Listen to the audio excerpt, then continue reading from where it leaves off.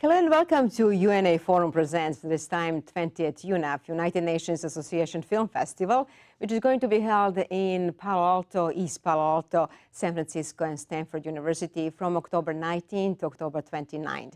We are going to present 60 documentaries from all over the world, and we are thrilled to have 3 filmmakers in our studio.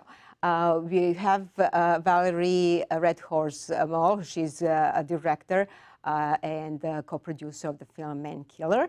We have Delance Abadi, who is director and producer of the film Secret Water. And we have Daniel Sanchez, who is co-producer and director of the film The Swan. Welcome to our studio, and welcome to United Nations Association Film Festival, the 20th anniversary. So I'm going to start with Valerie and ask Valerie about the woman that a lot of people really didn't know, but now, after your film, I'm sure that a lot of people will know about her history, and particularly about her persistence and her heroism to really lead the Native Americans to the level of being a great politician and being one of the first women in the world to have this wonderful role that you're going to tell us through the film. Absolutely. Thank you for having us, and thank you for having our film.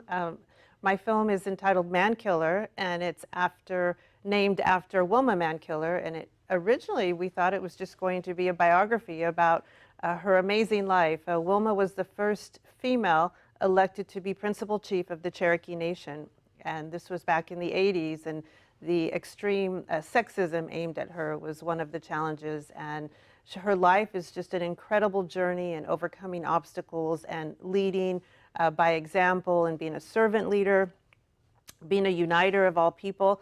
One of the more interesting parts of her life that is apropos for your festival is that she was brought to San Francisco on a relocation program as a young child and grew up here. And so she worked with the Black Panthers and the women's movement, and said she used to listen to Janis Joplin in the streets, and was part of the Alcatraz takeover. So her life was really framed by that sort of grassroots mentality, and then she brought that back to our Cherokee Nation, where she really made a difference and grew it into the nation that it is now. She laid a lot of the foundations of self-sufficiency and sovereignty and industries and economic development. But what was interesting, as I started to say, is when we started to make the film, and you know my executive producer, Gail Ann Hurd, this is our 3rd film together, and we thought it would be a wonderful biography. But as we kind of peeled the layers back of this story and saw how she refused to use labels, she worked with Democrats and Republicans and independents and men and women and Indians and non-Indians, and she believed that you had to be a servant to the people you were elected by. And we felt now, as we're releasing the film, not only do we want everyone to know about Wilma and her story, but really take her message to heart about let's unite again politically and not have labels and divisiveness. So we think the message is extremely important. So let's see the clip from the film Man Killer. This is the story of an American hero, someone who humbly defied the odds, overcame insurmountable obstacles to fight injustice, and gave a voice to the voiceless. This is the story of American legend, Wilma Mankiller.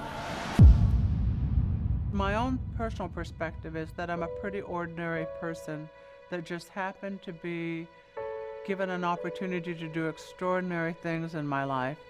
When Wilma Mankiller was 10, she and her family were relocated from Cherokee lands in Oklahoma to San Francisco. Our move to California was part of a relocation program designed to, quote, solve the Indian problem. It was an act of genocide. That was the real start of her journey, for better or for worse. It was in San Francisco during the Civil Rights era that she found her voice and a belief in the power to make change. Being a bystander to history was not her destiny. Some folks are born made to wave the flag. And that's where places like Alcatraz really made a big difference. It ain't me. It's always been a struggle to maintain tribal sovereignty. We're under siege. I tell you, it's going to take a fight.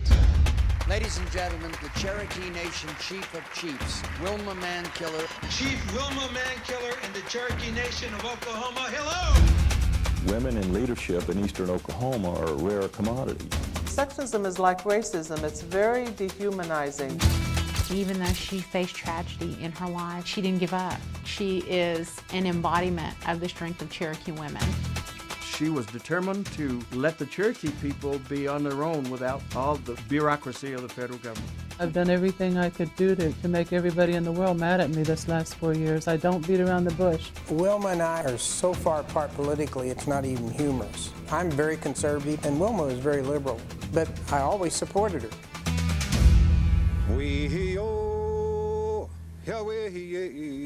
It's a story of meeting adversity time after time and getting up, starting over again, and beginning to rebuild. I mean, she went from being a street kid in Oakland to being a member of the Ford Foundation. She was not only the guardian of the centuries-old Cherokee heritage, but a revered leader who built a brighter and healthier future for her nation. There is no single word to describe Wilma Mankiller. Activist. Advocate. Leader. Mother. Wife. Chief. I really didn't realize until I got older the impact Mom had on not just the Indian people, but the world. In a just country, she would have been elected president.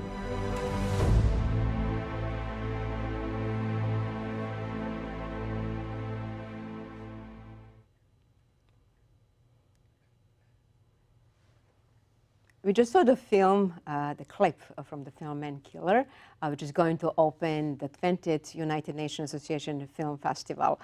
Valerie, talking about Wilma Kilmer is obviously, Mankiller is one of the pleasure listening to her words and also listening to the legacy which inspire all of us.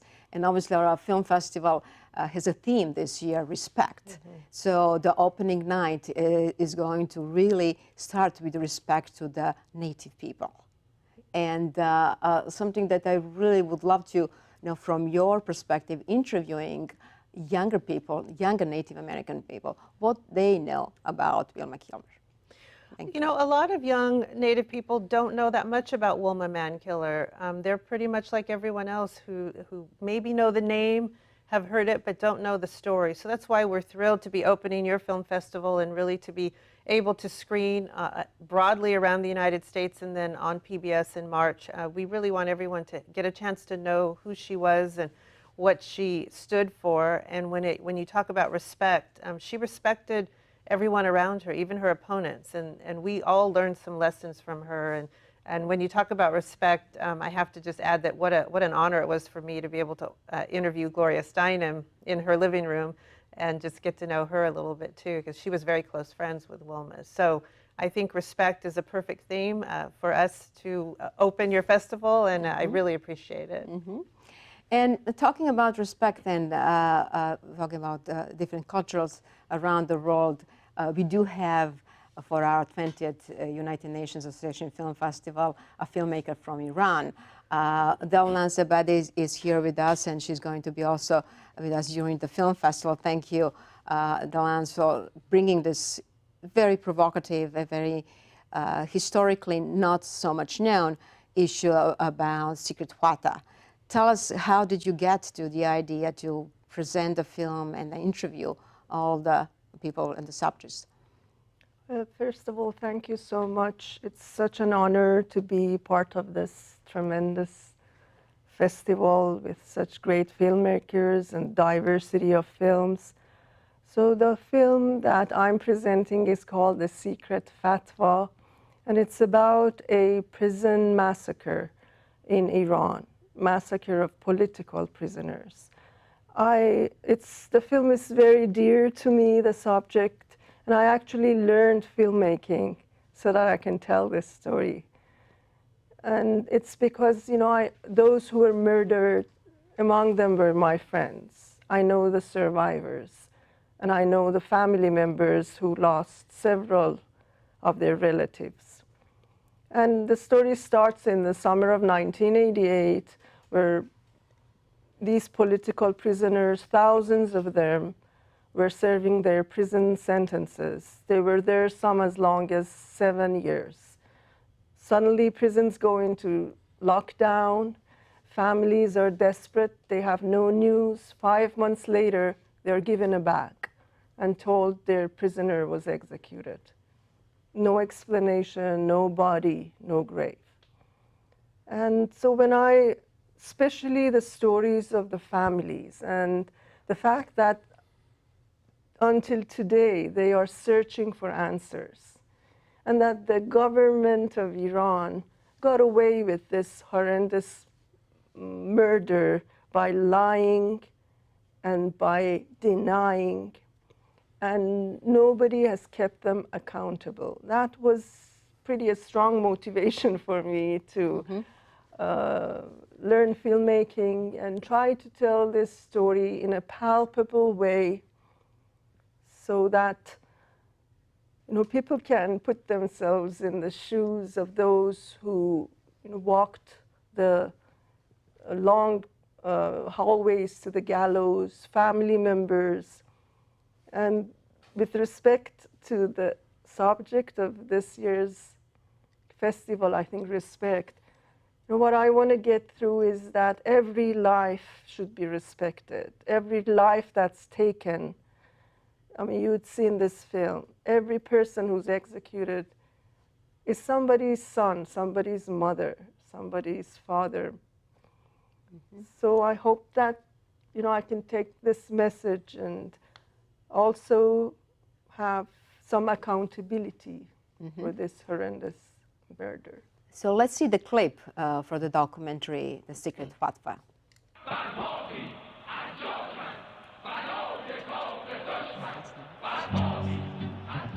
It was an extraordinary period in our lives.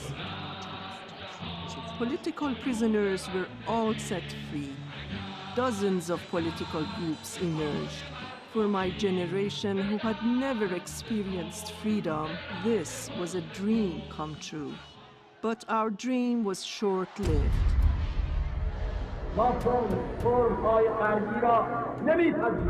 The imposition of Islamic law here has started with an order to women to cover their heads in government offices.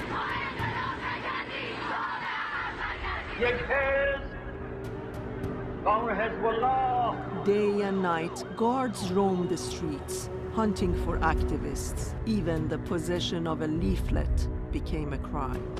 I dreaded reading newspapers. Every day, a new list. Mihan and I were among the lucky ones. We went underground and escaped arrest. Reza was not as fortunate. مهم این بودش که این زندانی زنده است. برای پسرم قصه باباشو که میگفتم سنا حالا میاد و ما مثلا با هم این کار رو میکنیم این کار رو میکنیم.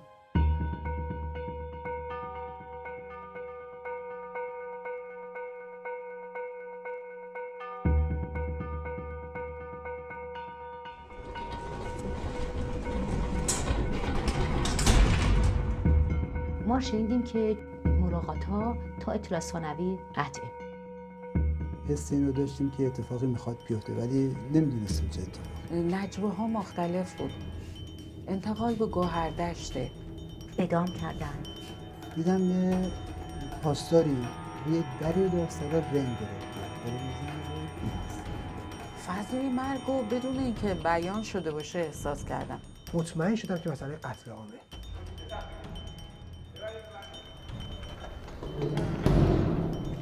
حسن کجاست؟ نیست. تقی کجاست؟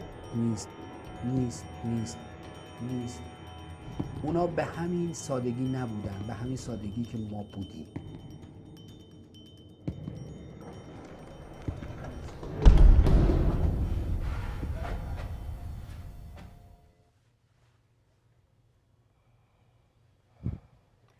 That was a clip from the documentary, The Secret Fatwa, which is going to be screened on October 28th, and it's going to be also part of our very special panel. We have 7 panels during our film festival, and this panel is going to be about prisons in the United States and around the world, and talking about rehabilitation or prison as a retribution. So, Jalans, it's interesting to see the difficulties for the people to talk about the issue. So, and then some of them, obviously, they have a family who were killed, and putting the camera in front of them and asking them to talk about these issues. Tell us a little bit about the process, please. Well, many years has passed. Of course, it took a while for the survivors to get released, and it took a while for them to get out of the country. And then it was very painful for them to recall what has happened, but they did. They felt an obligation to those who were not with us anymore. They started talking, they started writing books, and some of them are in front of the camera for the first one. Like, there's one survivor who was 15 years old when she was arrested. It was the first time she was talking in front of the camera. But, you know, I think because I'm from the same background and I know what happened, and I was lucky I fled, so I could gain their trust. And the families, for them, I think this is actually perhaps a gift I can give to the families, so they can pursue their quest for justice and to get answers. Mm-hmm. So the families, the ones who are in Iran, of course, they can talk. It's a taboo to talk about it in Iran. But those who are abroad, they are pretty willing to talk and tell their stories. Mm-hmm. So Daniel, in your case, is also bringing a story of the family, actually trying to help transgender person to get to herself, and also to bring connection between the United States and Mexico, and bring also connection between her wishes and her family wishes. Mm-hmm. So first of all, thanks Yasmina for having me here on the show, and also I'm also very grateful for being able to show my film at the UNAFF Film Festival. The film is about Stephanie Galante, who is a Mexican trans woman who decided to migrate to the United States after experiencing discrimination and abuse at her hometown of Mixquiahuala, Hidalgo, in the center of Mexico. And after spending 6 years here in the United States, she decides to go back home to confront her parents about her gender identity. I first came across with the story of Stephanie when I first arrived to the United States, and I realized that there were so many trans women working on the Bay Area. And for me, that was impressive, because in Mexico there is still a huge stigma against them. So I did my research, and I started to visit a couple of organizations on the Bay Area that deal with trans women that migrate to the United States, and I came across with ELA para Translatines, which is an organization that gives shelter, medical care, and also legal consultation for people who just arrived to the Bay Area. And one day, during one of my visits, I came across with Stephanie, and I was very grateful to met her because she was gonna go on this journey to confront her family, and then we started to follow her, and I think that through this experience, she got the acceptance, the love, and the respect from her family again. So let's see the clip from the documentary, The Swan.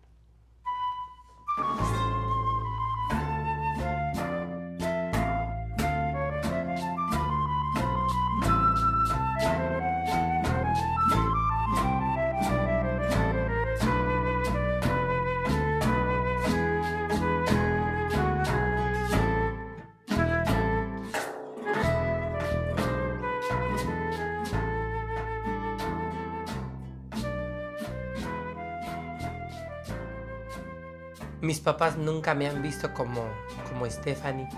Nunca han visto que Miguel Salvador está cambiada como Stephanie, y es la primera vez que ellos me van a ver.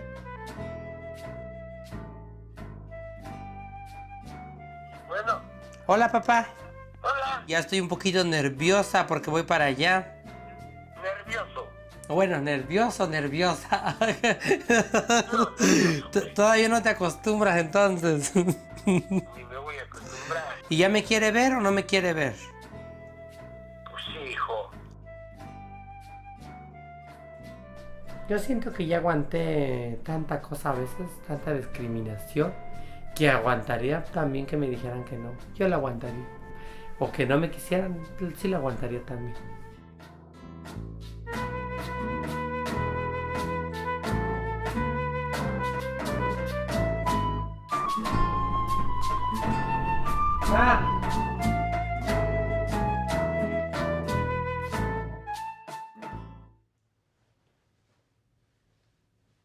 This was a clip from the documentary The Swan, which is going to be presented in our last day on October the 29th for the 20th United Nations Association Film Festival. Daniel, from the film, we saw obviously that Stephanie is very comfortable in front of the camera. It's her life. She's a performer. But how about the family?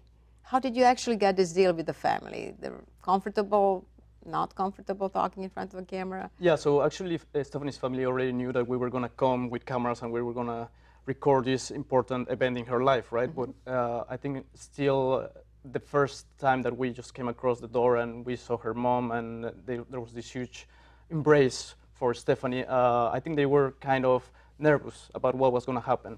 I think we were also a little bit uncertain because we already developed this friendship with Stephanie, filming here in the United States, and then when we went to this journey to Mexico, we weren't sure if they were gonna just close the door at us in her homes or maybe also to her. So, but I think in a way we also were her support and her shield.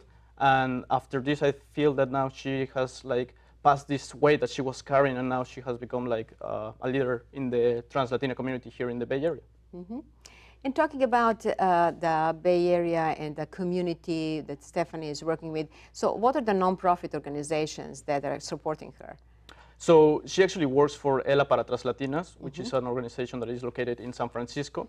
She is the outreach coordinator, so she basically tries to get more members to come to ELA, and also she tries to go to places that are a little bit marginalized, where they don't have they have uncertain jobs, and she tries also to reach out to them and also tell them that, well, ELA is a family to the transgender community in San Francisco, so actually trying to invite them to the program to join. So we hope actually that Stephanie is going to join us with Daniel and also the members of the nonprofit organization that she is supporting and working with. So our film festival, United Nations Association Film Festival, is really trying not only just to be a marketplace, because we are not Cannes Film Festival or Sundance, we are actually a community organized and educative film festival and trying to reach as many community organizations as we can. So Valerie and Delnaz, also in your situation, what are the organizations that you would like to invite and bring the issue that you're talking about from your film to the community? Well, I think what is exciting for us is we're actually screening in Congress in a few weeks. And so we feel that when we look at Wilma's legacy and her message, it's not just to Native Americans, it's to everyone about really uniting politically. And so we've got an organization that's bringing everyone to see it called She Should Run, meaning if you have an issue with the divisiveness in our country right now, then get involved and let's make a difference like Wilma did. So really our message is one of action and a call to action to get back to a united country. Wonderful. And Delnaz, in your case? Well, in our case, 30 years have passed, but international law has come a long way. So the hope is that this film could be a tool for families and human rights activists that are working towards establishing an international tribunal, like the one for Rwanda, Cambodia, Sierra Leone.